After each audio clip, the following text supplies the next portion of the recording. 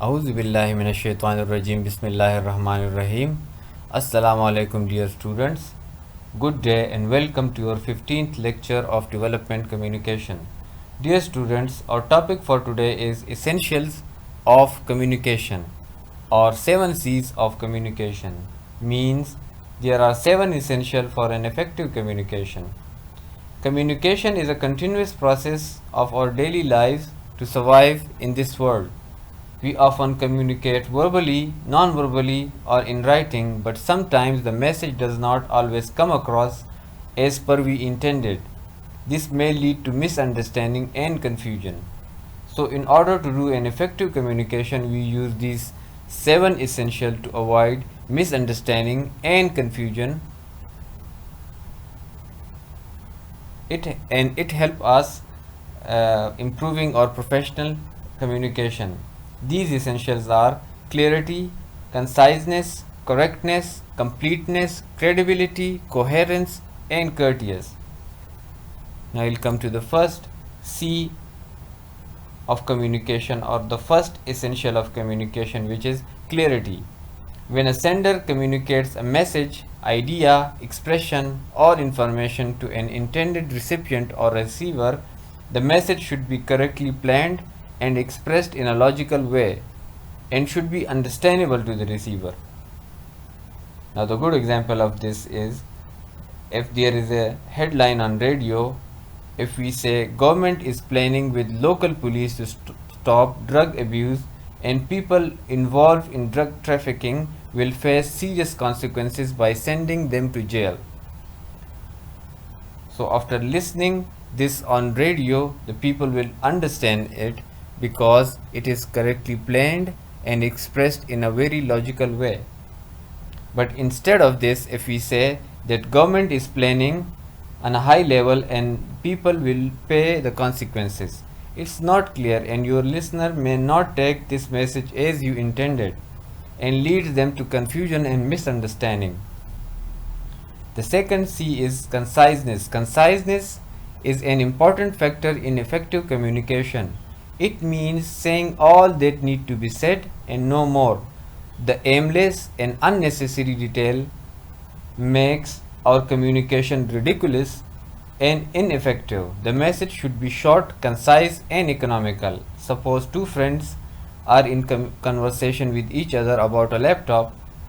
If the first friend asks, "Where did you get your laptop?" and second friend replies, "I received it through Prime Minister laptop scheme because of my eligible CGPA," then it's an effective message.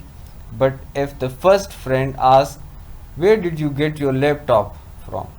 the second friend replies, "My GPA was 3.4 in my first semester," then it jumps to 3.7 in second semester, and I have relatives in distributing authority. I got this laptop and you know its market value is 70,000 and it has a long lasting battery. The first friend will lose interest in a message. Rather than thinking about making his GPA better, he will think about the features of that laptop and making friends in the distributing authority. So that communication will be misleading. The third C is correctness. When you communicate your message, your communication should be correct in tone, correct in style of expression. If you are communicating in writing, then your spelling, grammar, format, and content should be correct in the nature. For example, if you are writing in a magazine about a movie and you write Hollywood movie A Team, which is an average movie, instead of saying this, you say A Team made $1 million and become a largest growing movie of the year, which is not. Then you will mislead your audience and bring them to the confusion. So the correct way to tell them is, Hollywood movie A Team was relatively average movie on a box office, but still manages to collect millions of dollars. Then you provided your readers a choice to watch in a cinema or do not watch it. Then The fourth essential of communication, or the fourth C of communication, is completeness. When you communicate your message, the communication must include all the relevant information required for the intended audience. For example, if you are writing an application for the correctness in a degree issued to you by the university, if you write it in a formal way, like it is stated that I, Ahmad, son of Muhammad, registration number 12345, roll number 6789, Department of Social Gender Studies, received my degree with a spelling mistake in my name. Instead of spelling Ahmad with A, your office unfortunately spell Ahmad with a E. So please make these changes accordingly and I shall be thankful to you.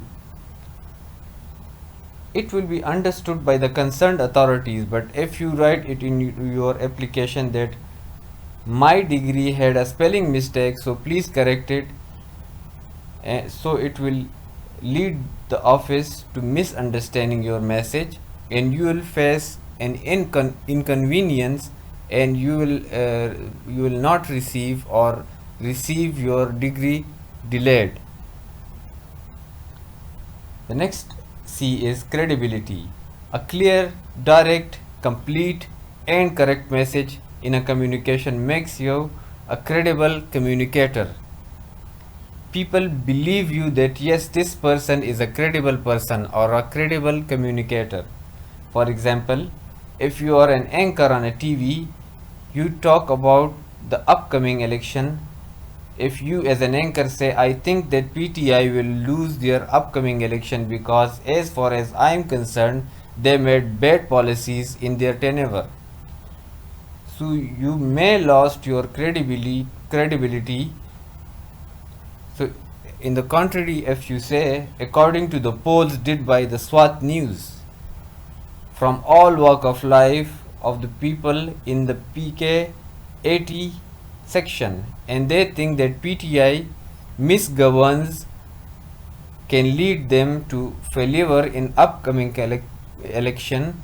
You are saying the same thing, but your credibility intact. So you should talk to someone in a credible way, then it will be an effective communication. Now the sixth one is coherence. Coherence means what you say must have clarity, and when you transact from one sentence to another, both the sentence should have relation between them. Relation and clarity are vital aspect of coherence in a communication. For example, we take a phone call between two friends about friend's wedding invitation. If you say simply that tomorrow is Munib's wedding and you are invited to that wedding, it's these both sentences are correlated to each other and both sentences are clear. There is a clarity and relationship between two sentences. But if you say tomorrow is Munib's wedding and Stephen Hawking suggested black hole paradox, you should read it, it will change your life, blah blah blah, and many things, it will mislead your readers or mislead that friend. So there is no coherence in these sentences. He may lose concentration and he may go to YouTube and watch Stephen Hawking instead of going to that marriage. So there should be clarity and correlation between the sentences you talk about. The last one is courteous. It is an important essential or important C of communication. It is vital to understand your audience feelings. Above all, it is vital that you approach your audience in a friendly or a courteous manner. Then communication will be effective. Like if you writing sports for Pakistani publication, You say Pakistan lost miserably to England and lost their winning streak. You are not courteous to the Pakistani team. Instead of this, you can say it was a wake-up call for Pakistani team. They should work on their skills in batting and come out as a winner and in the next match and continue their winning streak. I hope you understand the 7 C's of communication or essentials of communication. Thank you so much.